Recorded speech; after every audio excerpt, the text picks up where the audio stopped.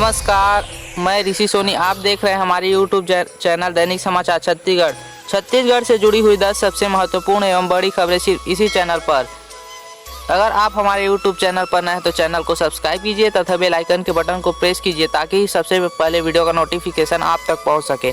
तो चलिए चलते हैं छत्तीसगढ़ से पहली खबर। मुख्यमंत्री भूपेश बघेल ने प्रधानमंत्री को लिखा पत्र, एथेनॉल के रेट तय करने पर दिया धन्यवाद। मुख्यमंत्री भूपेश बघेल ने प्रधानमंत्री नरेंद्र मोदी को पत्र लिखकर धन्यवाद दिया है। मुख्यमंत्री ने कहा है कि छत्तीसगढ़ सरकार प्रयासों के वजह धान से बनने वाले एथेनॉल की दर 54 रुपये 87 पैसे प्रति लीटर तय की गई है।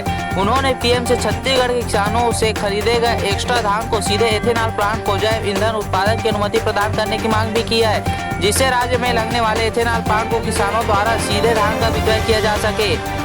इस पूरे पत्र में इस बात पर भी जोर है कि राज्य सरकार के प्रयास के बाद रेट तय हुए प्लांट लगाने की पहल हुई। राज्य सरकार एथेनॉल प्लांट को अपने ड्रीम प्रोजेक्ट का हिस्सा मानती है। 2 दिन पहले भाजपा की बैठक में केंद्रीय मंत्री धर्मेंद्र प्रधान ने एथेनॉल प्लांट लगाने की घोषणा की थी। अब दोनों दल इस प्रोजेक्ट का श्रेय लेने को लेकर आमने सामने हैं। हालांकि सीएम भूपेश साफ कह चुके हैं कि प्लानिंग हमारी थी तो और कैसे से कोई लेगा। इसी के साथ चलते हैं अगली बड़ी खबर की ओर। अगली बड़ी खबर निकल कर आ रही है राजधानी रायपुर से। राजधानी में कोरोना का पहला पीक टाइम गुजरा, अब दूसरा दौर नवंबर में। आपको बता दें कि राजधानी में 17 सितंबर को कोरोना के 1109 मरीज मिले और इसके साथ ही पहला पीक गुजर गया, क्योंकि संक्रमितों का आंकड़ा इसके आगे नहीं बढ़ा, अलबत्ता लगातार कम होने लगा। 20 अक्टूबर तक मरीजों की संख्या 110 तक पहुंच गई। मरीज मिलने के ट्रेंड को देखते हुए विशेषज्ञ मान रहे हैं कि रायपुर का पहला पीक 17 सितंबर को निकल गया। अब अगले महीने के पहले सप्ताह का दूसरा दौर शुरू होने के आसार हैं। हालांकि देश के बड़े शहरों में जिस तरह का ट्रेंड रहा है उससे माना जा रहा है कि यहाँ भी दूसरा दौर पहले पीक से 1-1.5 महीने बाद आए, लेकिन पहले से कमजोर होगा। मरीजों की औसत संख्या भी आधी ही रहने के आसार। छत्तीसगढ़ में कोरोना का प्रकोप अगस्त से बढ़ा और 17 सितंबर को पीक पर पहुंचा। इसी दौरान उत्तर प्रदेश और ओडिशा में कोरोना पीक रहा। दिल्ली में जरूर दूसरा दौर शुरू हो गया। महाराष्ट्र में भी कोरोना मरीजों की संख्या दोबारा बढ़ी, यानी वहां भी दूसरा दौर लौटा। हालांकि दूसरे दौर में रोज मिलने वाले मरीजों की संख्या पहले दौर की तुलना में काफी कम रही। रायपुर में 17 सितंबर को सबसे अधिक 1109 मरीज मिले और उसके बाद से संख्या कम होने लगी। अक्टूबर आते आते हालात बिल्कुल बदल गए। 1 अक्टूबर के बाद से 500 से कम मरीज मिल रहे हैं। 17 अक्टूबर को 190 मरीज मिले, जो 17 अगस्त के बाद मिले थे, यानी 2 माह बाद मरीजों की संख्या 200 से कम हुई थी। पिछले 3 दिनों से 200 से भी कम मरीज मिल रहे हैं। चलते हैं अगली बड़ी खबर की ओर। अब रायपुर में रात 8 बजे के बाद बंद नहीं होगी दुकानें। कलेक्टर दफ्तर और तहसील कार्यालय में कोरोना जांच की सुविधा। आपको बता दें कि रायपुर के कलेक्टर एस भारतीदासन ने कहा है कि शहर में अब रात 8 बजे के बाद दुकानें बंद करने का प्रतिबंध हटा दिया गया है। रेस्टोरेंट, होटल संचालन और टेक अवे होम डिलीवरी के लिए रात 10 बजे की सीमा के प्रतिबंध को भी हटाया गया है। कलेक्टर ने आम लोगों से अपील की है कि अनावश्यक रूप से घर से बाहर न निकले, मार्केट या अन्य स्थानों पर भीड़ भाड़ न करे और न ही अनावश्यक रूप से घूमे। जिले में भले ही कोरोना वायरस के संक्रमण प्रसार की दर में काफी कमी आई है और ऐसे में लोगों को भले ही रिलैक्स लगा हो, लेकिन अभी कोरोना खतरा टला नहीं है। इसी के साथ सूचना मिल रही कि सरकारी दफ्तरों में टेस्टिंग की सुविधा भी मिलेगी।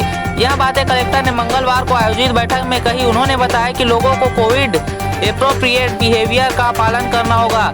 इसमें 3 व्यवहार जैसे मास्क पहनना, 2 गज की दूरी रखना और नियमित रूप से हाथ धोना शामिल है। बैठक में उन्होंने अफसरों से लोगों को जागरूक करने और टेस्ट बढ़ाने के लिए कहा। उन्होंने इसके लिए कलेक्टोरेट परिसर, तहसील परिसर और ऐसे शासकीय कार्यालयों, चिकित्सालयों, क्लिनिक जहां काफी भीड़ भाड़ होती है, वहां भी कोरोना टेस्ट की सुविधा उपलब्ध कराने के निर्देश दिए हैं।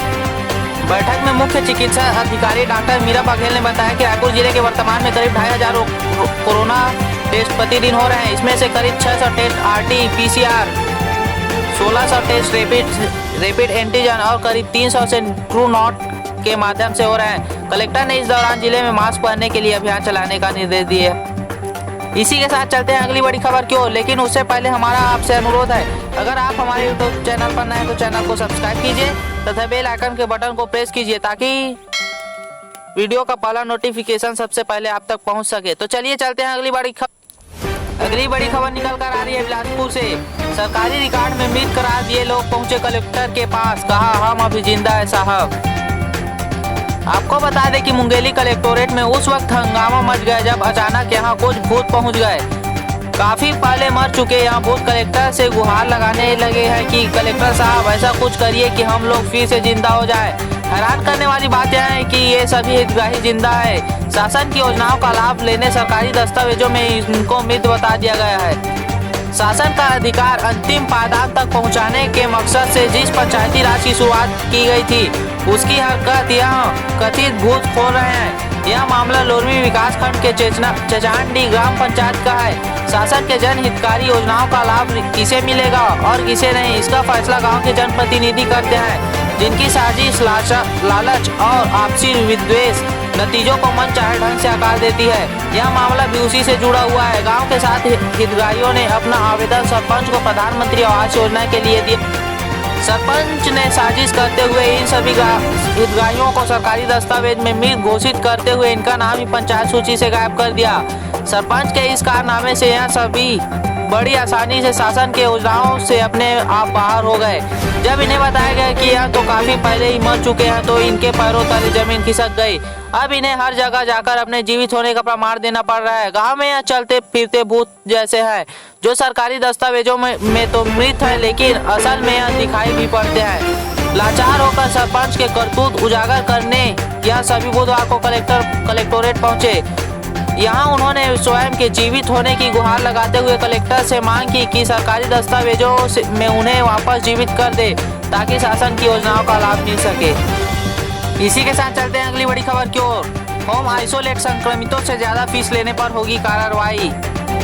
आपको बता दें कि स्वास्थ्य विभाग को लगातार शिकायत मिल रही है कि कई सरकारी डॉक्टर होम आइसोलेट मरीजों से निर्धारित शुल्क से अधिक वसूल रहे हैं। ऐसे डॉक्टरों के खिलाफ कार्रवाई का निर्णय लिया गया है। जिले में 967 संक्रमित होम आइसोलेट है। इन मरीजों के उपचार के लिए क्षेत्र के अनुसार सरकारी डॉक्टरों को नियुक्त किया गया है। वे हर दिन फोन के माध्यम मरीजों के स्वास्थ्य की जानकारी लेकर परामर्श और दवा बताते हैं। बाद में एक टीम दवा पहुंचाती है। इसके लिए शासन ने प्रति मरीज डॉक्टर का शुल्क 2500 रुपये निर्धारित किया है, लेकिन कुछ डॉक्टर 10 दिन के टेलीफोनिक परामर्श के लिए 5 से 10 हजार रुपये तक वसूल रहे हैं। कई स्वजन इसकी शिकायत स्वास्थ्य विभाग से कर चुके हैं। CMHO डॉक्टर प्रमोद महाजन को भी इनकी जानकारी मिली है। इसी जांच की जा रही है। ज्यादा फीस वसूली की पुष्टि होने पर रुपए लौटाने होंगे और डॉक्टर के खिलाफ कार्रवाई भी होगी। इसी के साथ चलते हैं अगली बड़ी खबर की ओर। मौसम खुलते ही उत्तर छत्तीसगढ़ में बढ़ने लगी ठंड। सुबह पसरी कोहरे की चादर। आपको बता दें कि मानसून के अवसान और पिछले दिनों हुई बारिश के बाद अंबिकापुर में ठंड ने दस्तक दे दी है। दिन में तेज धूप और शाम होते ही ठंड का एहसास हो रहा है। पिछले 3 दिनों में शहर का न्यूनतम तापमान 3 डिग्री नीचे लुढ़क गया है। इससे रात में लोगों को हल्के गर्म कपड़े की जरूरत महसूस हो रही है। इस साल सरगुजा में मानसून की बारिश भले ही कम हो रही हो, लेकिन पिछले दिनों हुई लगातार बारिश के बाद ठंड की शुरुआत हो गई है। दिन में भले ही तापमान 30 डिग्री के आसपास रहा हो, लेकिन रात में तापमान तेजी से गिर रहा है। इससे लोगों को ठंड का एहसास होने लगा है। मौसम विज्ञानी AM भट्ट के अनुसार मौसम साफ रहने और वातावरण में नमी कम होने से आने वाले दिनों में तापमान और गिरावट की संभावना है। हालांकि राज्य के मध्य और दक्षिणी इलाके में अभी ठंड का वैसा एहसास नहीं हो रहा है। कवर्धा के चिल्फी घाटी और महासमुंद धमतरी इलाकों में सुबह सुबह थोड़ी ठंड महसूस होने लगी है। रायपुर में अभी भी उमस वाला वातावरण है और यहाँ ठंड का एहसास अभी नहीं हो रहा है। इसी के साथ चलते हैं आज की आखिरी खबर की ओर। ऑनलाइन ठगी रोकने अब साइबर संगवारी अभियान, मार्केट से मॉल तक करेंगे अलर्ट। आपको बता दें कि राजधानी में बढ़ती ऑनलाइन ठगी की घटनाओं को रोकने के लिए साइबर संगवारी अभियान चलाया जाएगा। पुलिस इसके जरिए आम लोगों को ठगों से बचने के लिए जागरूक करेगी। इसके लिए पुलिस शहर के भीड़ भाड़ वाले इलाकों, मार्केट से लेकर मॉल में जाकर लोगों को ऑनलाइन ठगी करने वाले के पैगंबरे बताकर उनसे बचने के तरीके बताएगी। उन्हें बताया जाएगा कि किस तरह से ऑनलाइन ठगी का रैकेट चल रहा है, लोगों को किस किस तरह का झांसा देकर फंसाया जा रहा है। अभियान के दौरान लोगों को ऑनलाइन ठगी की बारीकियां समझाई जाएंगी। ज्यादा से ज्यादा लोगों को इस अभियान में जोड़ने के लिए उन्हें पुलिस का मित्र बनाया जाएगा।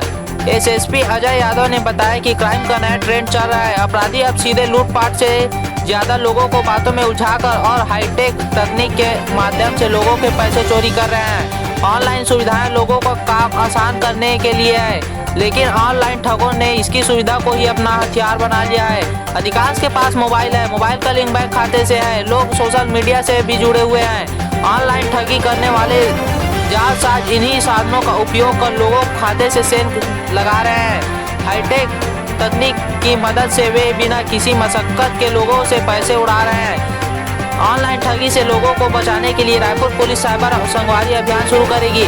अभियान के दौरान लोगों को बताया जाएगा कि कैसे वे ठगी के शिकार होने से बच सकते हैं।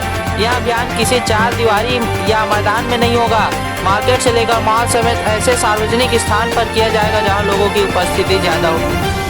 आज के लिए बस इतना ही, मिलते हैं अगली वीडियो के साथ। अगर आपको वीडियो अच्छा लगा तो वीडियो को लाइक करें, कमेंट करें तथा शेयर करना ना भूलें। साथ ही अगर आप हमारे YouTube चैनल पर नए हैं तो चैनल को सब्सक्राइब कीजिए तथा बेल आइकन के बटन को